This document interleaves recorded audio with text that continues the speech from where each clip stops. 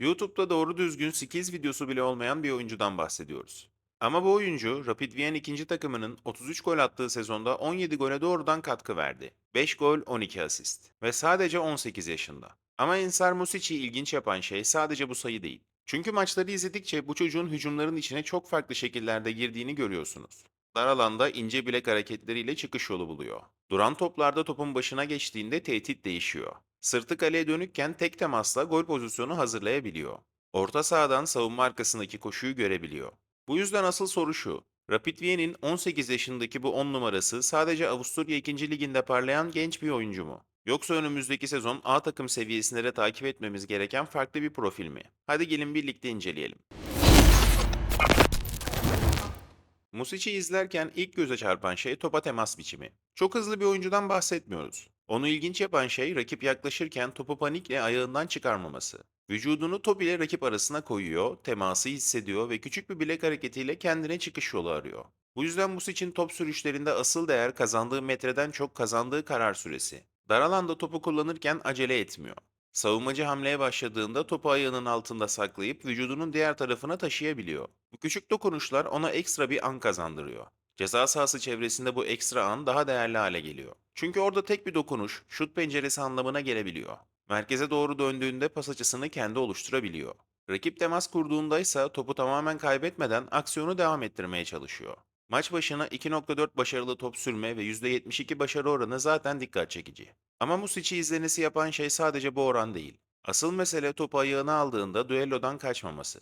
Fiziksel olarak çok güçlü görünmediği anlarda bile topu saklamaya, rakibin hamlesini boşa çıkarmaya ve o küçük boşluktan yeni bir karar üretmeye çalışıyor. Bu da onu sadece pas bekleyen bir 10 numaradan ayırıyor. Music topu aldığında önce teması kabul ediyor, sonra bileğiyle o temasın içinden çıkış yolu bulmaya çalışıyor. Bu pozisyon Music'in bilek kalitesini en temiz gösteren anlardan biri. İlk kontrolden sonra yüzünü hemen kaleye dönüyor. Savunmacı hamleye hazırlanırken topu sol ayağından sağ ayağına çekiyor ve şut penceresini kendi açıyor. Çünkü topu sağ ayağına aldığı anda iki savunmacı da artık hamle yönünü kaybetmiş durumda. Devamında top biraz ayağından açılsa bile pozisyondan kopmuyor. Üçüncü savunmacı kayarak araya girmeye çalışırken Music ondan önce davranıyor. Yani bir golde değerli olan sadece bitiriş değil, top kontrolü bozulmuş gibi görünen anda bile aksiyonu sürdürmesi. Rapid Wien ikinci takımının sezonunu Music üzerinden okumaya başladığınızda 5 gol 12 asist rakamı tek başına yeterli görünmüyor. Çünkü takım ligde 33 gol atarken 18 yaşındaki bir 10 numaranın 17 gole doğrudan katkı vermesi zaten büyük bir pay. Ama maçların içine girince Music'in etkisi son pasla sınırlı kalmıyor. Hücumun ilk bağlantısında da onun izi var. Baskı altındaki topu temiz çıkaran pas. Orta sahadan savunma arkasına gönderilen erken top. Ceza sahası çevresinde arkadaşını tek aksiyonla pozisyona sokan dokunuş. Bunlar skora yazılmayan ama golün şeklini hazırlayan anlar. Maç başına 1.8 kilit pas da bu yüzden önemli. Bu veri Music'in sadece üretimi tamamlayan değil, pozisyonun kapısını açan oyuncu olduğunu destekliyor. Music'i burada değerli yapan şey hücumun tek bir noktasına bağlı kalmaması. Sadece ceza sahası çevresinde top bekleyen bir 10 numara değil. Top daha gerideyken de bağlantıya giriyor.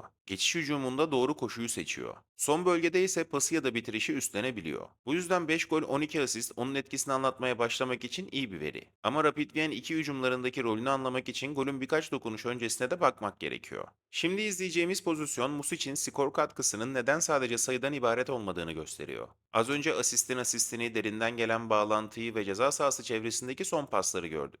Burada ise aynı etkinin başka bir hali var. Music golün içine tek bir dokunuşla giriyor.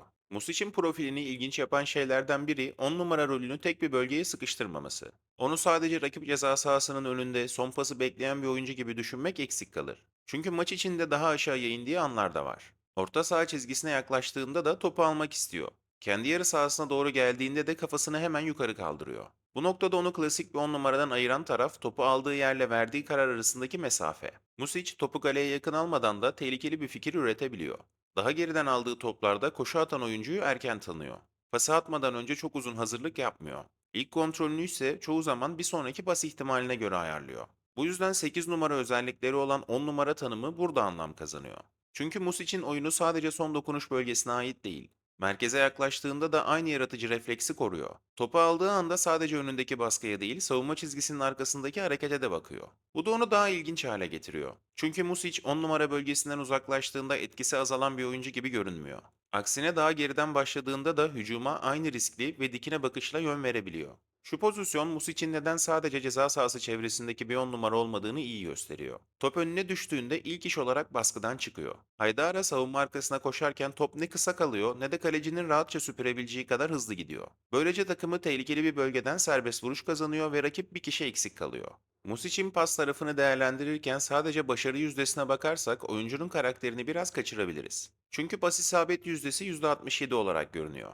Ve bu kağıt üzerinde bir 10 numara için çok temiz bir oran değil. Ama maçları izlediğinizde bu düşüşün önemli bir kısmı basit pas hatalarından değil, denediği pasların zorluğundan geliyor. Music çoğu pozisyonda garanti pasla oyunu yanında tutmak yerine savunmanın arkasındaki küçük pencereyi arıyor. Bek ile stoper arasındaki mesafe açıldığında oraya bakıyor. Koşu yeni başlamışken pası bırakmayı deniyor. Ceza sahası çevresinde de topu sadece ayağa değil, oyuncunun bir sonraki hareketine oynama eğilimi var. Bu pasların hepsi tutmaz. Zaten tutmadığı için pas yüzdesi aşağıda kalıyor. Ama 18 yaşındaki bir oyuncu için burada olumlu taraf şu. Music zor pası görmeye çalışıyor. Hata yapma ihtimaline rağmen savunmayı kıracak topu denemekten kaçmıyor. Bu yüzden onun pas verisini Sofoskor'un yaptığı gibi tek başına bir zayıflık gibi okumuyorum. Daha çok karar kalitesi geliştikçe değeri artabilecek bir yaratıcılık işareti olarak görüyorum. Şimdi aynı maçta Music'in aynı noktadan denediği 3 pozisyonu izleyeceğiz. Music aynı bölgeden topu her seferinde aynı ezberle kullanmıyor. İlkinde arka direğe doğru kavisli bir top gönderiyor. İkincisinde savunma çizgisinin arkasına penaltı noktası çevresine indiriyor. Üçüncüde ise yine benzer bir bölgeyi hedefliyor ama bu kez doğrudan golü hazırlıyor. Top ayağından çıktığı anda hedeflediği alan çok net görünüyor. Music'in pas yüzdesini aşağı çeken şeylerden biri de bu. Ama 18 yaşındaki bir oyuncunun aynı maç içinde bu pasları tekrar tekrar araması bence olumsuzdan çok olumlu bir işaret. Music'in oyununda ayrı bir parantez açılması gereken yerlerden biri de duran toplar. Çünkü burada sadece frikik kullanıyor ya da kornerleri iyi diyebileceğimiz düz bir özellik yok.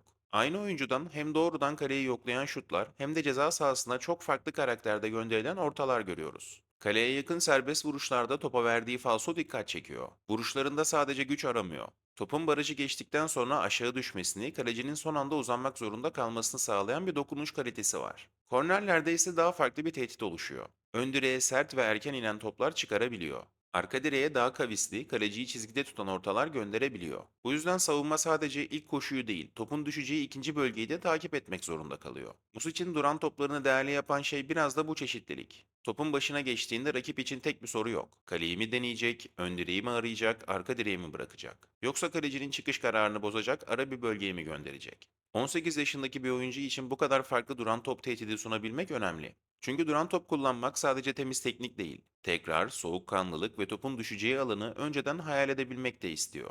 Music oyun akarken bileğiyle alan arayan bir oyuncu. Oyun durduğunda da aynı bilek kalitesi topun yönünde, hızında ve düşüş noktasında kendini gösteriyor. Music'in duran toplarında tekrar eden bir fikri görmek için şimdi yine aynı maçta aynı noktadan kullandığı iki korneri izleyeceğiz. İlkinde top yine ön direğe geliyor ama vuruş üstten out'a gidiyor. İkincisinde aynı bölge tekrar hedefleniyor ve bu kez gol çıkıyor. Bu da onun kornerlerinde sadece ayak kalitesiyle değil, hedef seçimiyle de başarılı olduğunu gösteriyor.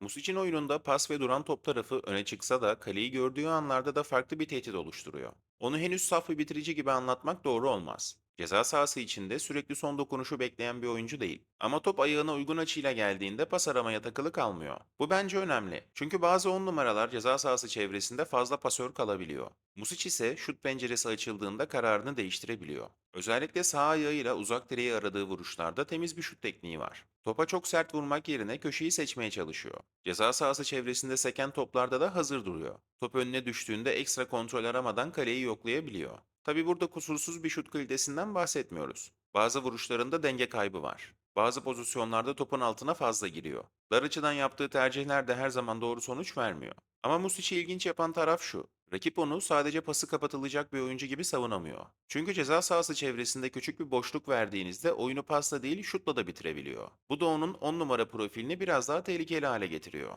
Şu pozisyon Music'in şut kararını neden değerli bulduğumu iyi gösteriyor. Hızlı hücumda topu savunmanın üzerine taşıyor ama ceza sahasına kadar girme takıntısına kapılmıyor. Savunmacı geri koşarken uzak direk tarafında küçük bir pencere açılıyor. Music o pencereyi gördüğü anda pas aramıyor. Vuruşu erken çıkarıyor ve kalecinin uzanamayacağı köşeyi hedefliyor. Bu da onun ceza sahası çevresinde sadece hazırlayıcı değil, bitirici karar da verebildiğini gösteriyor. Music'in oyununda risk var. Ama bence burada asıl soru risk alıp almaması değil. Bu riski nerede aldığı? Şu pozisyonda topu tek ya da iki temasla çıkarmak yerine taşımayı seçiyor. Rakip çok yakınken topu ayağında tutuyor ve kayıp doğrudan gole dönüşüyor. Bu yüzden Music için gelişim alanı risk alma değil. Risk almaya devam etmeli. Ama hangi bölgede tek temas, hangi bölgede ekstra dokunuş gerektiğini daha iyi ayırması gerekiyor.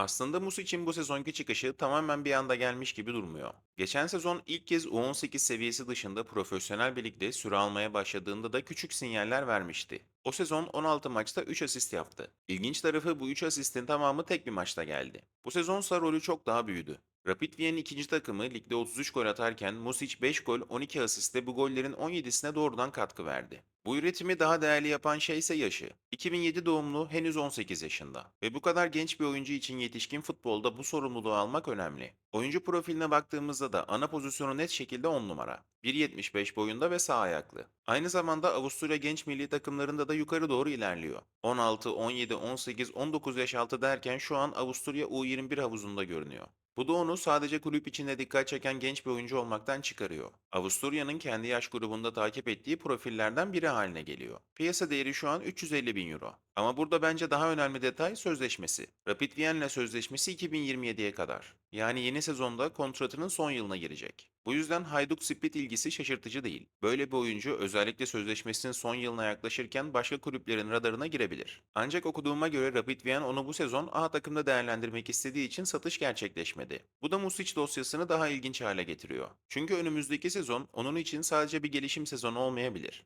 Aynı zamanda Rapid Wien'in A takım planında gerçekten yer alıp almayacağını göreceğimiz dönem olabilir. Ama bu verileri değerlendirirken lig seviyesini de doğru yere koymak gerekiyor. Avusturya 2. Ligi tabii ki de üst düzey bir lig değil. Bunu abartmaya gerek yok. Ama özellikle genç oyuncular için yerin dibine sokulacak bir seviyede değil. Çünkü bu lig, Salzburg'un Liefering modeliyle yıllardır genç oyuncuları yetişkin futbola hazırladığı önemli bir geçiş alanı oldu. Szoboszlai, Adeyemi, Šeško, Laimer gibi birçok oyuncu bu seviyeden geçip çok daha büyük sahnelere çıktı. Bu yüzden Music'i değerlendirirken iki uca da savrulmamak lazım. Bu performans onu otomatik olarak üst seviye oyuncu yapmaz. Ama 18 yaşında yetişkin futbolda bu kadar sorumluluk almak ve takımın hücumlarının bu kadar büyük bölümünde iz bırakmak da geçiştirilecek bir şey değil. Son dönemde kanalda Vanemaker gibi şimdi de Music gibi çok geniş kitlelerin tanımadığı oyunculara gidiyoruz. Bu aslında bilinçli bir tercih. Örneğin Vanemaker'le aynı takımda Kenan Arun ile Trabzonspor ilgisi konuşuluyor. Gündemde olduğu için ona video yapsam çok daha fazla izlenirdi. Ancak beğenmediğim bir oyuncuya video yapmaya hala pek gönüllü değilim. Mame Alassane Niang için Kocaeli Spor ve Kasımpaşa ilgisi olmuştu ancak çok olumsuz bir video olacağı için ona da yapmamıştım. Ben bu kanalı biraz da bu yüzden açtım. Bu ligleri ilk başta maçları canlı takip ederken izlemeye başlamıştım. Ama bir süre sonra ilgimi skorlar değil sahadaki oyuncular çekmeye başladı. Bazı genç oyuncuların birkaç ay içerisinde nasıl değiştiğini, topu alma şekillerinin ve karar kalitelerinin nasıl geliştiğini takip etmek beni gerçekten etkiledi. Zaten desteklediğim takım Göztepe'nin de son yıllarda scout transferine yönelmesi bu ilgimi daha da arttırdı. Göztepe daha çok Afrika ve Brezilya pazarında güçlü bir çizgi yakaladı. Bense Avrupa'da kalburüstü liglerin biraz arkasında kalan çok fazla konuşulmayan ligleri takip etmeyi seviyorum. Çünkü ilginç oyuncular her zaman herkesin baktığı yerde çıkmıyor. Kimi zaman biraz daha kenarda kalan maçların içinde, YouTube'da doğru düzgün skiz videosu bile olmayan bir oyuncu size takip etmeye değer detaylar gösterebiliyor. Ensar Music de benim için o oyunculardan biri. Henüz tamamlanmış bir oyuncu değil. Karar kalitesi, risk seçimi ve pas isabeti tarafında gelişmesi gereken yerler var. Ama bilek kalitesi, duran top çeşitliliği, zor pası deneme cesareti ve 18 yaşında bu kadar fazla hücumun içinde olması onu takip etmeye değer kılıyor. Eğer Rapid Wien onu gerçekten A takımda değerlendirmeye başlarsa bu videoda konuştuğumuz şeylerin daha ciddi bir seviyede ne kadar karşılık bulduğunu görmek çok daha ilginç olacak. Sanırım bu video ve Ensar Music hakkında söyleyeceklerim bu kadar. Buraya kadar vaktini ayırıp izleyen, dinleyen herkese çok teşekkür ederim. Bana destek olmak isterseniz kanala abone değilseniz abone olabilir, oyuncuyu veya videoyu beğendiyseniz de bir beğeni bırakabilirsiniz. Ayrıca oyuncu hakkındaki fikirlerinizi de yorumlarda belirtebilirsiniz. Bir sonraki videoya kadar kendinize çok iyi bakın, hoşça kalın.